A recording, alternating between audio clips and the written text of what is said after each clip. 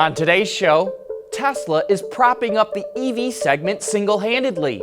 Daimler says it doesn't see a business case for platooning big trucks, and Audi takes backseat entertainment to a whole new level.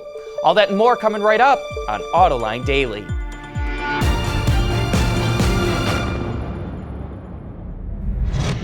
This is Autoline Daily, the voice of the global automotive industry.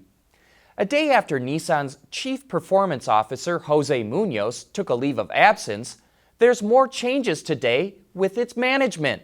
The head of Infiniti, Roland Kruger, who started at the company just a few years ago, announced he's leaving the company to pursue new opportunities.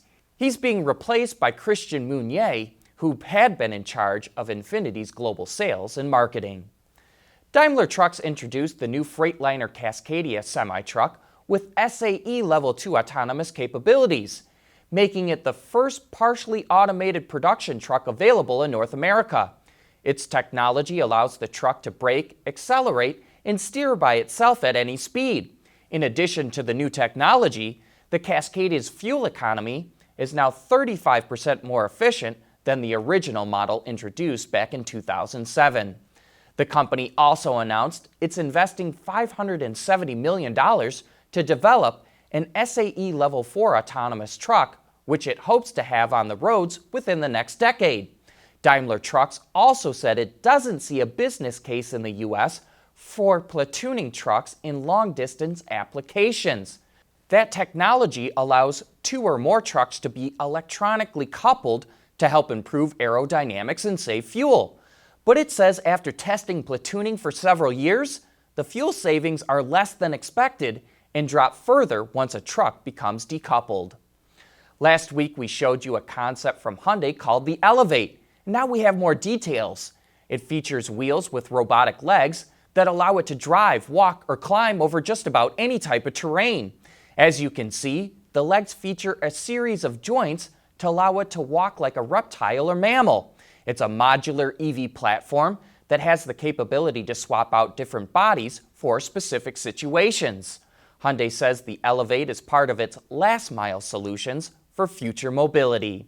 Still to come, Harley announces pricing for its first electric motorcycle. Autoline Daily is brought to you by Bridgestone Tires, your journey, our passion. Dow Automotive Systems, advanced materials that deliver better results. And by ExxonMobil. Hey, be on the lookout for our coverage of CES this week. We'll be interviewing automakers and suppliers about the new technology they're showing off. And if you're at CES, look for us at the ZF booth, number 8500. Speaking of CES, Audi plans to take the boredom out of riding in the back seat. It's showing off technology that pairs virtual content with the movements of a vehicle in real time. So for example, if the car makes a right turn, the spaceship in the video game you're playing makes a right turn too. Audi has co-founded a new startup company called HoloRide to commercialize the technology, which is based on an open platform that will be available to any car company or content developer. Sales of electric cars shot up 100% last year in the U.S. market. Automakers sold 208,000 EVs. But I don't think I have to tell you, that's all thanks to Tesla. If you take them out of the tally, EV sales were down 18%. Only 46,000 non-Tesla EVs were sold. And you know what? That's got to worry automakers.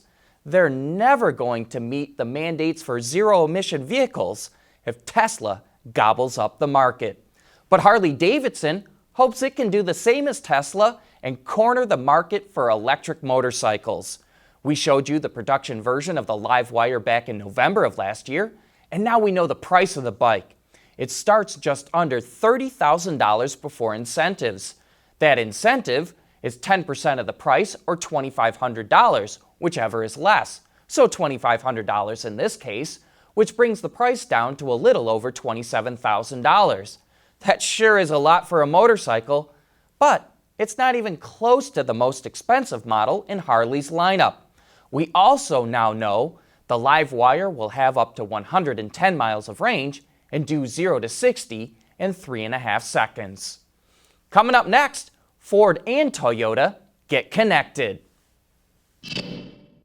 Toyota has announced that it's equipping both Toyota and Lexus vehicles with 4G LTE connectivity in the US. The service will enable things like Wi-Fi hotspots, remote start and diagnostic capabilities, and an emergency button that connects to a 24/7 response center. And Toyota says that's just the beginning. In the future, it will offer more convenient and predictive experiences to its customers. The automaker has teamed up with telecommunication providers KDDI and AT&T to enable the connectivity in its vehicles, which will start in the fall of this year and run through 2024. But while Toyota and GM are currently placing their bets on the 3G and 4G parts of the Wi-Fi spectrum for connected vehicles in the US, Ford is taking a different path. It announced that all new vehicles starting in 2022 will be equipped with cellular vehicle-to-everything technology, or C-V2X, which is being built alongside the 5G network. Dedicated short-range communication, or DSRC, has been the popular choice to this point because it's proven and can be implemented now. C-V2X has not yet been approved by US regulators, but Ford believes it's the best solution for connected vehicles. In certain situations, C-V2X has twice the range as DSRC and is more reliable because it doesn't always have to send data back to a cell tower before relaying information to the vehicle. But that's it for today. Thanks for watching, and please join us again tomorrow.